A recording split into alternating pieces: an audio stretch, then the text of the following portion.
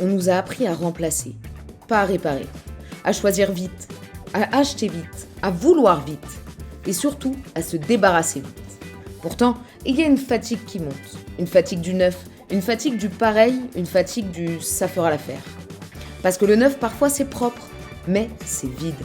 Et si je te disais que le luxe a changé de camp, que le luxe aujourd'hui ce n'est plus d'avoir le dernier meuble tendance, mais d'avoir un meuble qui dure, un meuble qui a une histoire, un meuble qu'on a choisi et qu'on a décidé de garder. Aujourd'hui, on va parler de ça, réparer plutôt que remplacer. Et surtout, pourquoi c'est devenu le nouveau luxe. Bienvenue dans Seconde Vie, le podcast de Vikia.fr. On parle de meubles, oui, mais surtout de ce que nos intérieurs disent de nous et de ce que ça change quand on choisit de donner une seconde vie. Regarde ton intérieur. Tu vis dedans tous les jours, tu passes à côté de tes meubles sans les voir. Et pourtant, ils structurent ta vie. Tu manges sur eux, tu t'assois sur eux, tu ranges ta vie dedans. Mais question simple, combien de temps tu pensais garder ton dernier meuble acheté et combien de temps tu l'as gardé vraiment ? On est entré dans l'ère du meuble provisoire. Même quand on ne l'assume pas, même quand on dit « Oh non, mais celui-là c'est de la qualité !» Le provisoire s'est installé partout. Provisoire financier, provisoire esthétique, provisoire émotionnel. Ça fera l'affaire. Cette phrase a l'air innocente, mais c'est elle qui a tout changé. Parce que ça fera l'affaire, ça veut dire je n'aime pas vraiment, je ne choisis pas vraiment, je prends pour maintenant. Et quand on ne choisit pas vraiment, on ne garde pas longtemps. Avant, un meuble, ça se choisissait, ça se projetait, ça se gardait. Aujourd'hui, on achète un meuble comme on achète une coque de téléphone, un plaid ou une lampe tendance. Et surtout, on le remplace quand on se lasse. Pas quand il est cassé, mais quand on se lasse. C'est fou si t'y penses. On a normalisé le fait de se lasser d'un objet qui prend 1,80 m dans notre salon. Le meuble télé, c'est un symbole parfait. Parce que souvent, ce meuble, on ne l'aime pas, on le subit. On le prend parce qu'il est pas trop cher, simple, il va avec tout. Et justement, quand un meuble va avec tout, souvent il ne va avec rien. Il ne crée aucune émotion. Résultat, au premier changement d'envie, on le remplace. On ne remplace pas seulement parce que c'est abîmé. On remplace parce qu'on s'ennuie, parce qu'on n'a pas d'attachement. On a été influencé, la tendance, les réseaux, le avant-après permanent. On confond neuf et propre. Comme si un meuble devait rester parfait pour mériter sa place. On a peur de mal faire. Réparer paraît compliqué, réparer paraît risqué, réparer paraît pas pour moi. Et c'est là que quelque chose bascule. Parce qu'à force de remplacer, on commence à ressentir une fatigue, une saturation. Le neuf, c'est séduisant au début. C'est lisse, c'est net, ça sent le départ. Mais le neuf a un problème, il ne supporte pas la vie. Un meuble qui est pensé pour durer vieillit. Un meuble optimisé pour le prix se dégrade. Vieillir, c'est noble, ça se patine, ça se marque, ça s'adoucit. Se dégrader, c'est frustrant. Ça gonfle, ça s'écaille, ça se fend, ça se décolle. Une table, c'est la scène de la vie. Une table, il y a des repas, des devoirs d'enfants, des apéros, des disputes, des anniversaires. Maintenant, imagine une table tendance, belle en photo, parfaite à l'achat. Et au bout de 6 mois, une trace de verre, une micro-rayure, une auréole. Et là, beaucoup de gens se disent, elle est fichue. Alors qu'en fait, elle commence juste à vivre. Une commode neuve, souvent, elle est jolie, mais elle est légère. Et cette légèreté, tu la sens tout de suite. Tiroir qui vibre, fond qui sonne creux, rail fragile. Et surtout, au premier déménagement, c'est fini. À l'inverse, une vieille commode, elle est parfois imparfaite, oui, mais elle a une densité.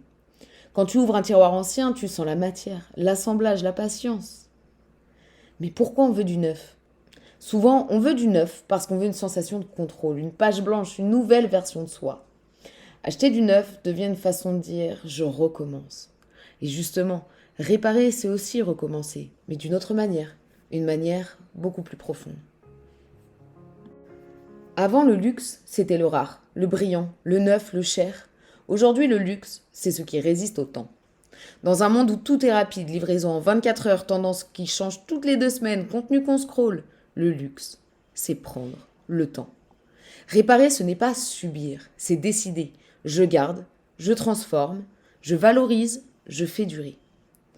Un canapé, c'est l'objet le plus intime du salon. C'est là qu'on s'effondre, c'est là qu'on regarde un film, c'est là qu'on dort parfois.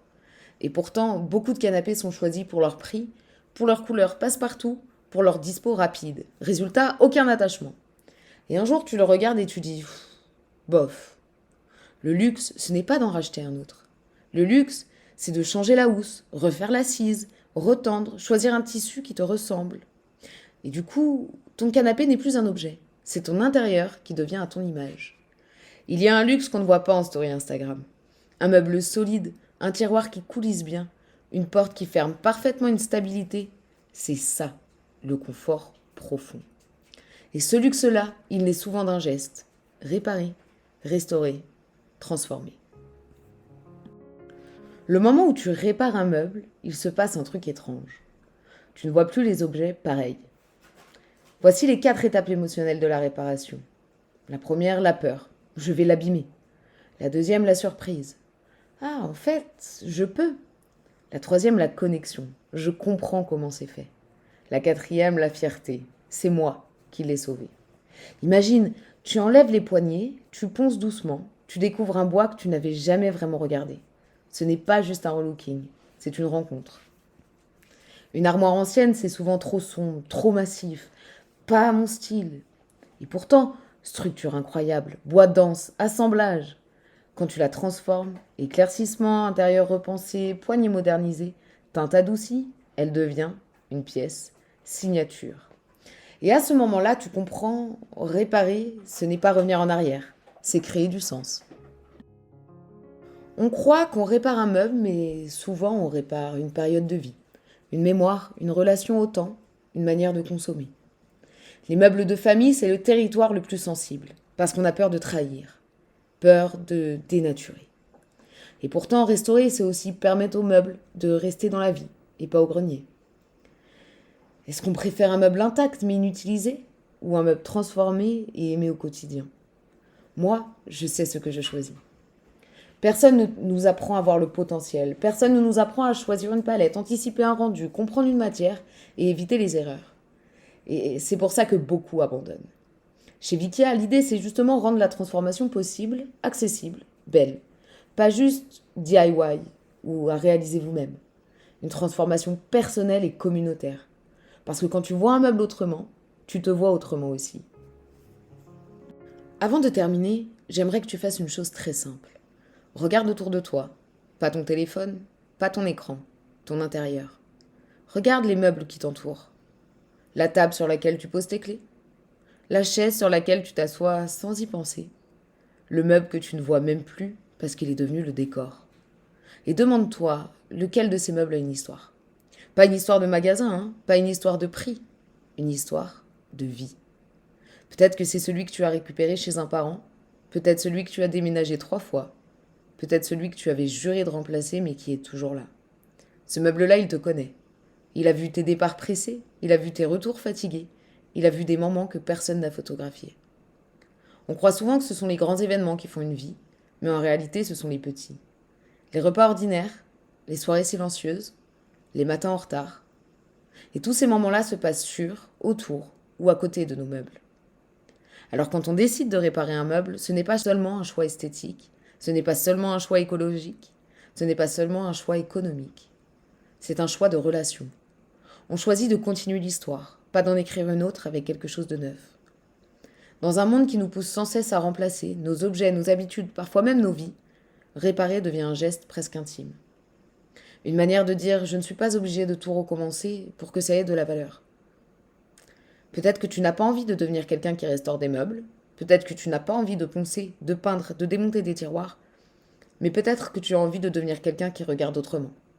Quelqu'un qui voit le potentiel au milieu des défauts. Quelqu'un qui voit la durée au milieu de la mode. Quelqu'un qui voit l'histoire au lieu du prix. Il y a peut-être chez toi un meuble qui attend. Pas forcément un grand projet, pas forcément une transformation spectaculaire. Peut-être juste une vis à resserrer, un tiroir à réaligner, une surface à nettoyer, une poignée à changer. Et parfois, c'est comme ça que tout commence. Pas par une révolution, mais par un geste. Si cet épisode t'a donné envie de regarder ton intérieur autrement, alors il a déjà rempli sa mission. Et si un jour tu te dis « j'aimerais bien lui donner une seconde vie, mais je sais pas par où commencer », tu sais où me trouver. Parce que Seconde Vie, ce n'est pas juste un podcast. C'est une invitation à ralentir, à choisir, à transformer. Merci d'avoir passé ce moment avec moi. Prends soin de ce qui t'entoure et peut-être en même temps, prends soin de ce que tu fais durer.